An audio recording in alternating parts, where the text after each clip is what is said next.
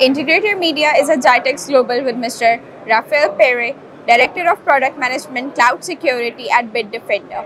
How's the fourth day of GITEX going? Busy. Great to see this event. It's massive. Always interesting. We've got a big booth here representing kind of our commitment to the region, and looking forward to having even more people come today. So it's just one day left for GITEX. So what are you planning to take from it? I think for us, it's a great opportunity to meet not only our end customers, but also partners. So we're a channel company. We sell exclusively through partners. And so it's great to have partners from all over the region, all over the world come to us so that we can connect again in person. So what is Bitdefender's main objective at GITEX this year? So a couple of things. One is obviously connecting with our partners and customers that are here, prospects, get the word out about what we do. The other thing is also pushing some of the newer products and offerings that we have. So for example, this year we launched a new cloud security offering. So cloud security is one of the big areas of push. Talking about some of our innovations in risk management, we announced something called Phaser recently. So those are going to be some of the big things that we hope to spread the word about. So cybersecurity is a very massive thing. Like here at GITEX also, there is entire cyber valley with all the cybersecurity companies. So how Bitdefender keep itself, ahead of the competition? Yeah, that's a great question. Oftentimes we think, well, aren't you all doing the same things? And every company in the space has their own angle on this. And for us, our angle is its technology. We're a technology company at heart. Our founder, founded Bitdefender 23 years ago.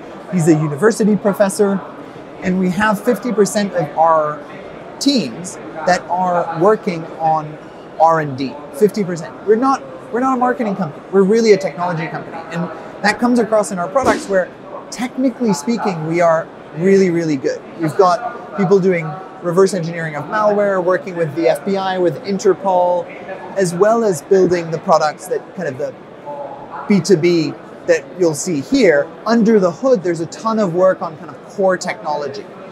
So as you just mentioned about cloud, so right now a lot of companies are moving toward having cloud security. So what Bitdefender is doing in this market? Yeah, so Bitdefender, we believe that the cloud is both different enough that you need a slightly different approach, but also not so different that you should be looking at it completely separately. And the reason for that is quite simple. You obviously don't think that the attackers are going to stop at the perimeter of your cloud and say, oh, nope, that's cloud, sorry, I won't go there. Of course not, right? And so if you treat these things as completely separate, you're going to have silos within your teams, within your tools, that attackers will take advantage of. So for us, cloud security, we have kind of cloud security capabilities, and we have what we call the cloud security platform, cloud native application protection. But it's also a core part of our general security platform. So everything correlates regardless of where the risks are, regardless of where the threats are. So that's true both in terms of prevention and risk management, as well as in detection and response, where we follow the attacker wherever they go. When they're in the cloud, we cover that. And then when they're on endpoints or on email or on mobile or on IoT, it's all covered as well. So coming towards AI and machine learning, so how you are using these two major things in your threat detection capabilities? Yeah. So we get this question all the time, especially at the moment. And the challenge that I always have is going to the technical teams and telling them, but okay, we need to talk more about AI and machine learning. And for them, it's like talking about computing. Of course we use that. Like, what do you mean? That doesn't mean anything. And so we've been doing a lot with AI and machine learning for a long time. The first time that we've had AI in the form of machine learning algorithms running on endpoints, not just, we've been using it for research even before that, but for 10 years now, we've had it on our endpoints.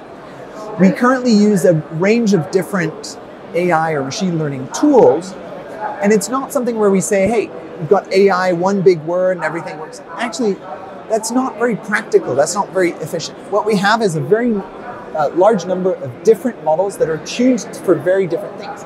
We're going to have machine learning, we're going to have heuristics-based models, we have generative models, right? And we have a range of different ones that are there not for a catchphrase, but because they solve a very specific security purpose. So our R&D team will be trying lots of different things, and we'll be tuning it to realize that actually this model works best for this specific threat.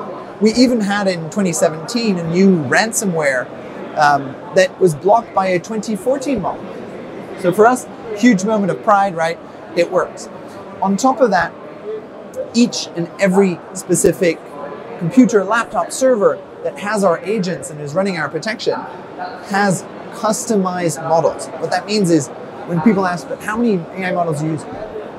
Well, we use millions because every single device has their own tuned model. I have one very personal kind of question with if we are talking about cybersecurity threats and the hackers. So if you think that if we are explaining them, hackers, like see, Bitdefender is doing this, so hacker already knows what they are doing. So are they coming up with new things to enter the market because they know how the companies are stopping them?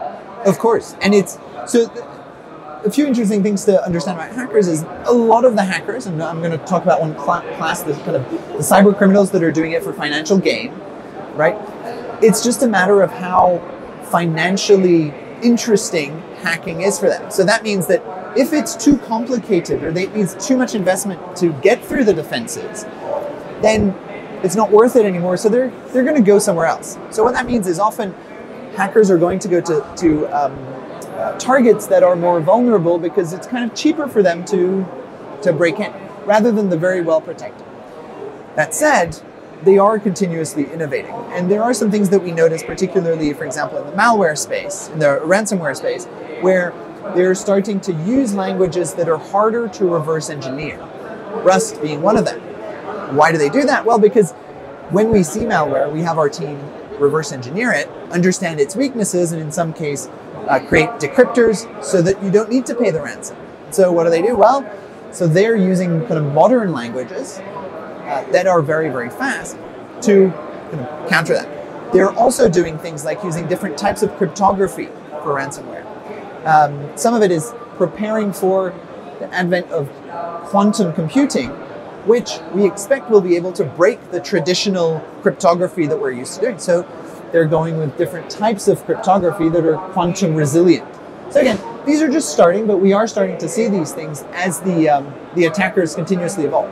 And it's a cat and mouse game. We just want to make sure that it's hard enough that it's not worth it anymore. Because if it's not worth it, they'll stop. They'll go and, hopefully they'll go into a non-criminal business instead. So you think from the hacker's mind also? Of course. And in fact, we have a services, one of the services that we offer is we have penetration testing and red teaming. Red teaming is the one that's really the closest to the hacker mindset, because organizations will come and say, here is my, crown jewels. Here's the safe. Here are the rules of the game. You're not allowed to, beat my CEO up. Everything else is on the table. Break in and tell me how you did it. And so for that, we basically have the white hat hackers, the good hackers, that we hack you so that you know how another hacker would do it and that you can block it. So we do that. And of course, it's impossible to separate the hacker mindset from doing cybersecurity properly. Otherwise, you're blind to where the risks actually are.